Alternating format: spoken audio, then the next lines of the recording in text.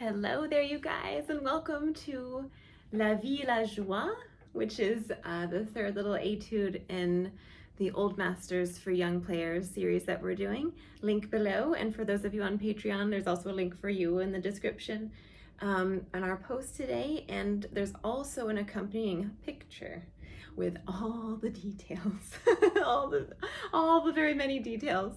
I'm laughing because there's really a lot of details in this one. If I didn't say, this is by Jean-Philippe Rameau, who lived from 1683 to 1764. So it's a sweet little classical piece, and it's called The Villager. So it's about a person. So you can kind of imagine the villager in your mind. I'm going to play you this first part. The first part today, we're going to divide this into two halves. So the first half is going to be the first 1, 2, 3, 4, 5 lines of the etude. You can see, for those of you that are on Patreon, there's a big black slash dividing the sections. So if you don't have the picture, it's okay. Just as we go through all of these details, just grab a pencil and grab your music and we'll go through it together. So we're going to encounter simple staccato, or just staccato. We're going to encounter firm staccato and spiccato. And I'm also giving you specific places in the bow to try to aim for. So whether it's the middle of the bow, the tip of the bow, and FB for fingerboard, things like that. So a lot of little details. I'm going to play it for you to begin, and then we'll go line by line together. So here we go.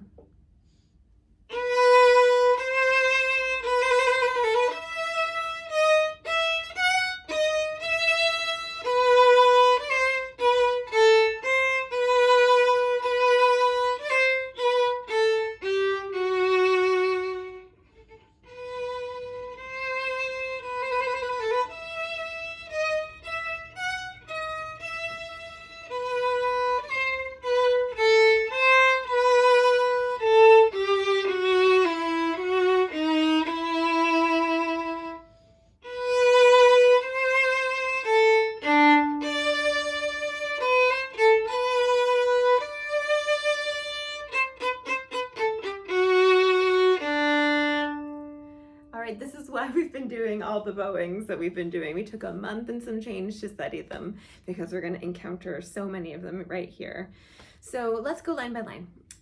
The first line, let's write in MB over the first measure for middle of the bow.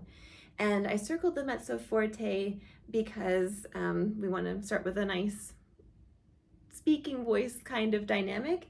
It's also giving us energigo, which we want to play with that enthusiasm, that energy. Okay, so middle of the bow. And since there's no dots or anything over those notes, we want to connect the sound. A nice détaché, smooth, connected sound, but just separate bows. The next measure has TR circled in red, and TR, some of you might already know, is short for trill, which is the note that's written, which is a B. A little quick note back and forth to the note right above for the key signature, so not a C sharp, because we only have one sharp, which is an F sharp, so it's to a C, followed by a little grace note, A, B, and that all has to happen before beat 2. And this isn't written down, but fourth finger is going to be coming up. So when you return da-dum on the grace note, don't have your fourth finger back here. You see how my fourth finger is coming out as soon as I put first finger down. So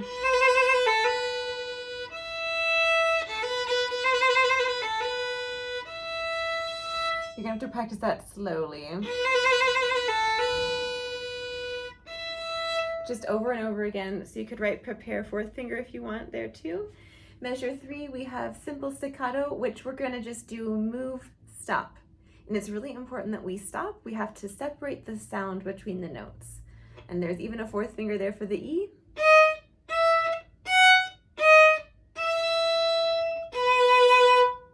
And actually, I didn't play that right. You hear how I separated the sound? But it should be connected, because there's no dot over those. So the first measure, middle of the bow.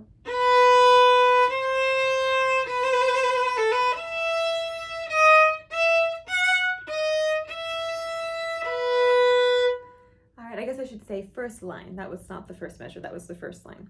So let's look at the second line. The second line also begins with a grace note. We're in the middle of the bow for the mezzo forte. Staccato. And then connected. Staccato. And then we have a dotted F sharp, but over the rest after that I have prepare bow written, because the next measure is going to be piano, and we are going to do that at the tip. So what I'm going to do is I'm going to leave myself a little bit of bow, and then I can start piano for the next measure. And I've got FB written there for fingerboard. So I'm going to make my way to the fingerboard for this piano section.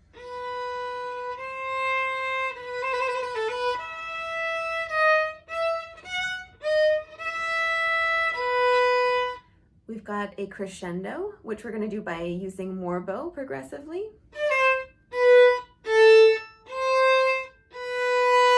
And then I've penciled in a slur over those two dotted, those two staccato eighth notes. I put this slur underneath them and labeled two little up bows there because I want you to do those firm staccato.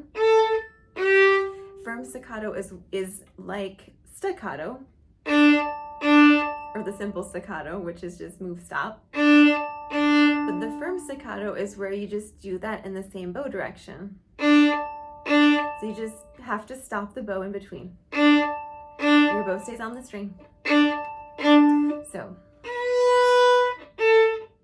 and then we have got that legato slur, followed by, I've written in a little slur over those, or underneath the staccato notes to make them firm staccato. So those two measures from the firm staccato.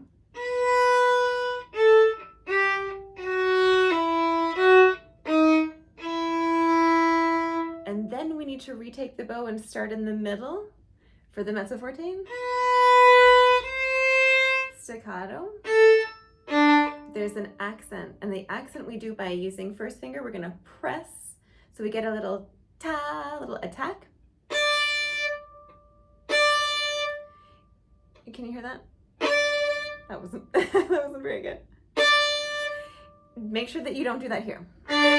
Or the contact point really matters. So here, not so good. So.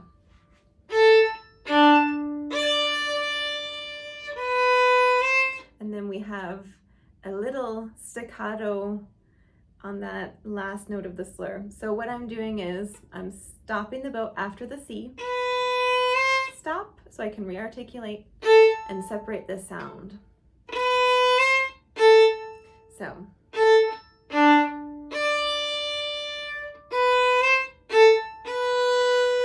Crescendo. And on this tie, what we're gonna do is we're gonna let it go so that we can really get that crescendo. And then we need to come back to the string for our first note of the spiccato. Spiccato, remember, we're gonna bounce the bow, but you need to start from the string.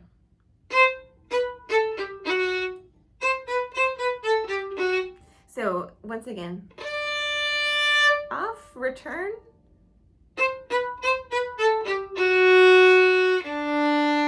Make sure that you connect the sound. So lots of details. I'm gonna play it for you one more time and then we'll call it a day. It'll just be you. So here's the first half again.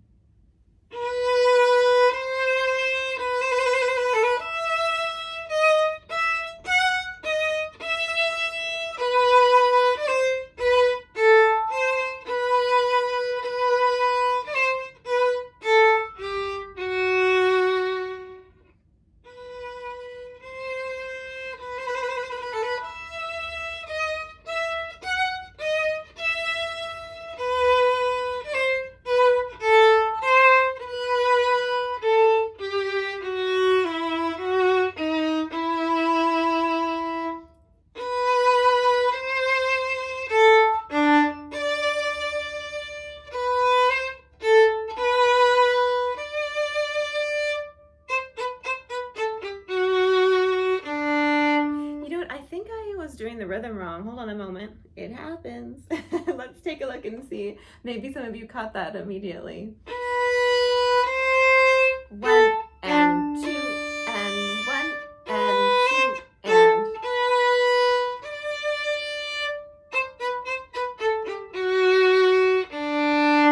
I think before what I was doing was.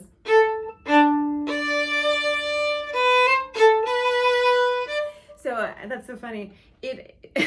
So now you guys know. It happens all the time when we make little errors here and there, but sometimes we don't catch them. Sometimes we do catch them, thankfully, because I don't want to lead you astray. I think I led the violas astray, though, so if you're a violist, sorry about that. But anyway, happy practicing, you guys, and thank you so much for being here today. I hope you enjoy the week with this little etude, and I'll see you next time where we look at the second half. All right, lots of love.